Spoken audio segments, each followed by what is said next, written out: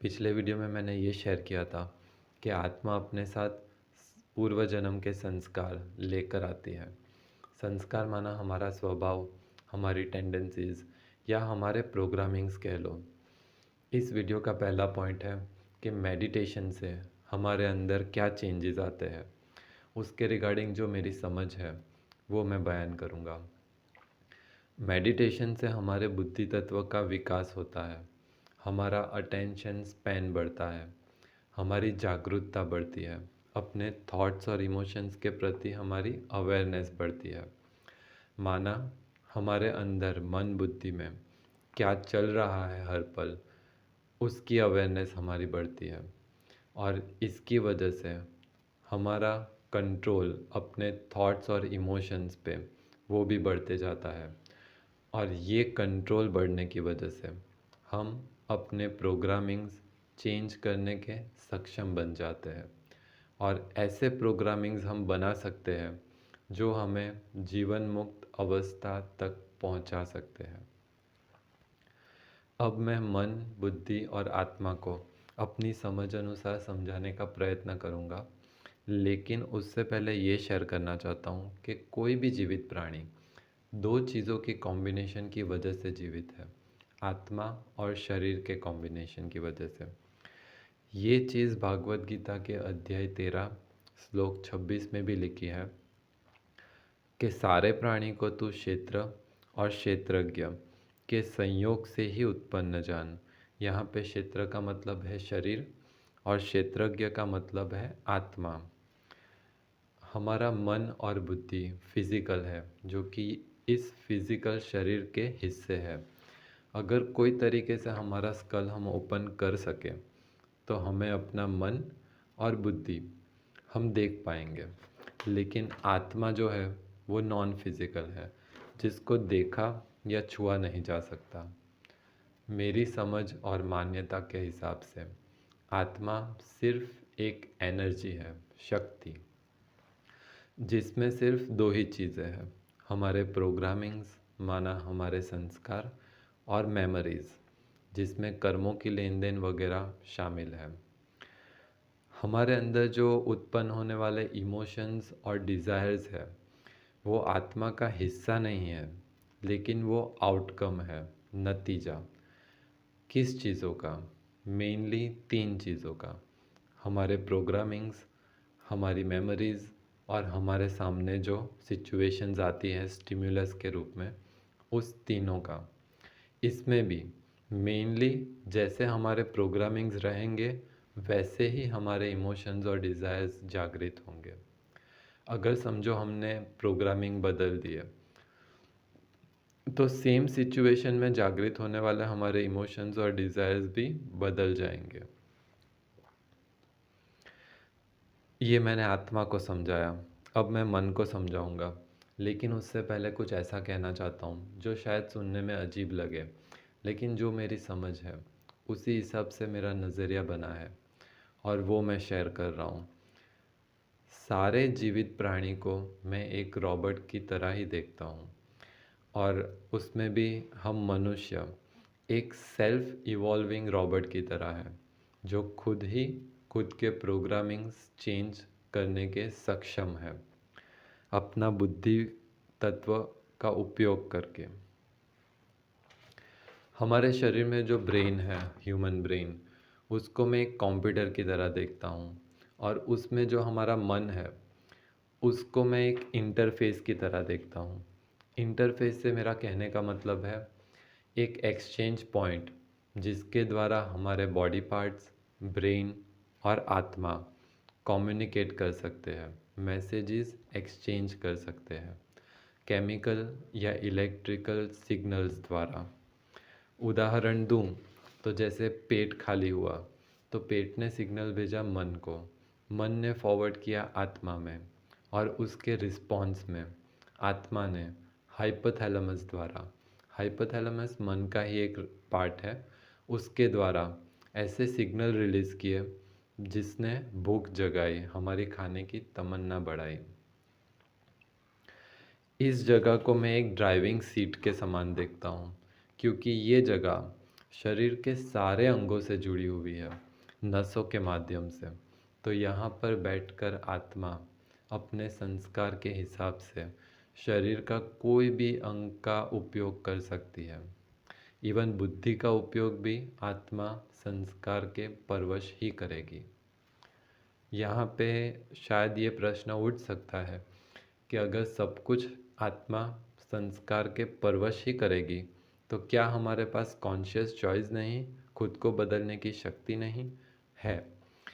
लेकिन इस पे एक पूरा वीडियो बन सकता है जो मैं बनाऊंगा, जिसमें मैं समझाऊंगा कि कैसे सतो रजो और तमो में वो चॉइसेस कम ज़्यादा होती है।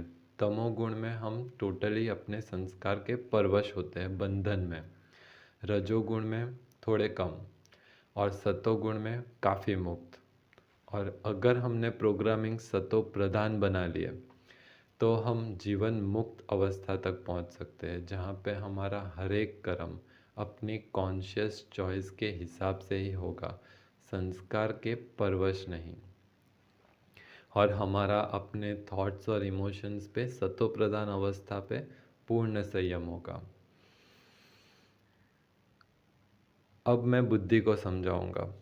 बुद्धि को मैं कॉन्शियस माइंड भी कहता हूँ, जिससे हम चीज़ों को कॉन्शियसली जान या समझ सकते हैं। अगर कोई समस्या है तो आगे पीछे का सोचकर उसका निवारण सोच सकते हैं। बुद्धि के माध्यम से हम फ्यूचर प्लानिंग कर सकते हैं। और आध्यात्मिक दृष्टि से सबसे महत्व की बात कि हम आत्माओं में जो भी इमोशंस और डिज़ायर्स जागृत होते हैं उसको फील करने का काम, जानने पहचानने का काम भी हम बुद्धि के द्वारा ही कर सकते हैं। आत्मा में ये समझ शक्ति या क्षमता नहीं है। आत्मा को तो मैं एक अनकॉन्शियस माइंड कहता हूँ, प्रोग्रामिंग है सिर्फ, जिसको रॉबर्ट का सॉफ्टवेयर भी कह सकते हैं। अब मैं फीलिंग और इमोशन को समझाऊंगा डिफरेंस। फीलिंग माना बुद्धि के द्वारा हम जो फील कर रहे हैं उसको फीलिंग कहते हैं। वो फिज़िकल भी हो सकती है और इमोशनल भी हो सकती है। फिज़िकल फीलिंग माना अगर शरीर में थकान महसूस हो रही है या हमारा कोई अंग दर्द दे रहा है तो उसको जब भी बुद्धि फील करती है तो उसको भी फीलिंग ही कहा जाता है, लेकिन फिज़िकल फीलिंग। और इमोशनल फीलिंग माना जब भी बुद्धि आत्मा में जागृत होने वाले इमोशन या डिज़ायर को फील करती है तो उसको इमोशनल फीलिंग की कैटेगरी में आता है वो। उदाहरण दूं तो जैसे हमें खाने का मन हुआ, हमें क्रोध आया या सुख दुख भय चिंता वगैरह फील हुआ तो वो फीलिंग के कैटेगरी में आता है। और यही सारी चीज़ें जब भी आत्मा में जागृत होती है तो उसको नाम दिया गया है इमोशंस। और वही इमोशंस जब भी बुद्धि फील करती है तो उसको फीलिंग कहा जाता है। अभी ये सारी चीज़ें टू वे कम्युनिकेशन है। जैसे आत्मा में जो क्रोध या डिज़ायर, इमोशन या डिज़ायर जागृत हुए उसको बुद्धि ने फील किया मैसेज से, वैसे ही बुद्धि में समझ शक्ति है तो वो अपना मैसेज आत्मा में भी फॉरवर्ड कर सकती है। ये चीज़ मैं एक उदाहरण के माध्यम से समझाना चाहूँगा। समझो ऑफिस में बॉस ने 10 अलग अलग लोगों को एक ही तरीके से बुरी तरीके से डांट दिया, उनकी एक छोटी की गलती की वजह से। साथ में नहीं लेकिन अलग अलग बुला के डांटा, लेकिन सेम तरीके से। अभी ये 10 में जो इमोशंस जागृत होंगे वो भी अलग अलग होंगे। यहाँ पे स्टिम्युलस सेम है। स्टिम्युलस माना सिचुएशन, माना बॉस का डांटना, वो स्टिम्युलस है ये सिनारियो में। और 10 में जो इमोशंस जागृत हुए वो अलग अलग हुए अपने प्रोग्रामिंग्स अनुसार। किसी को बुरा लग सकता है जबकि किसी को कोई फ़र्क नहीं पड़ेगा, वो सुना अनसुना करके आगे बढ़ सकता है। जबकि किसी में क्रोध भी जागृत हो सकता है।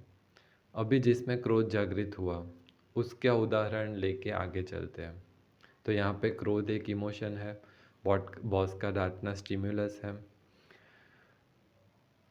इस व्यक्ति के पास जो ऑप्शंस है उसमें से 3 ऑप्शन में बयान करना चाहूँगा। पहला ऑप्शन है इम्पल्सिवली रिएक्ट कर देना, बुद्धि का उपयोग किए बिना जो इमोशन जागृत हुआ वैसे ही बिहेव कर देना, क्रोध में बॉस को बुरा भला बोल देना वगैरह वगैरह। दूसरा ऑप्शन है सप्रेस कर देना, बुद्धि का उपयोग करके बुद्धि ने फील किया लेकिन बाहर सिचुएशन संभालने के लिए, कहीं जॉब ना चली जाए, कहीं कुछ बोल दिया तो बॉस और गुस्सा ना हो जाए, कोई भी कारणवश, लेकिन बुद्धि ने सप्रेस कर दिया, माना आत्मा में क्रोध का इमोशन एज इट इज़ है, बरकरार है, लेकिन बाहर वो संजोग संभाल रहा है। तीसरा ऑप्शन, यहाँ पे वो बुद्धि का इस्तेमाल सिर्फ बाहर सिचुएशन संभालने के लिए नहीं, लेकिन अपने अंदर जो इमोशन जागृत हुआ है उसको चेंज करने के लिए भी वो कर सकता है। कैसे? सप्रेस तो उसने बुद्धि बल से कर दिया, लेकिन उसी समय उसने अगर खुद को ये भी कहा होता कि गुस्सा करना बॉस का स्वभाव है, लेकिन मैं उससे विचलित नहीं होने वाला, तो उसके अंदर का इमोशन जो है वो परिवर्तन हो जाता। इतने से अगर उसका मन नहीं मानता, मन माना मेरा कहने का मतलब है आत्मा, क्योंकि मन की मालिक आत्मा ही है, तो अगर किसी का मन इतने से नहीं मानता और फिर भी क्रोध ऐसा का ऐसा है, तो ये दूसरा भी एक ऑप्शन है कि उस समय शांति से बॉस को ये भी कह सकते हैं कि मुझसे गलती हुई, आगे से ध्यान रखूँगा, लेकिन मैं चाहता हूँ कि आगे से अगर ऐसा कोई बात हो तो आप भी थोड़ा अच्छे से कहिएगा।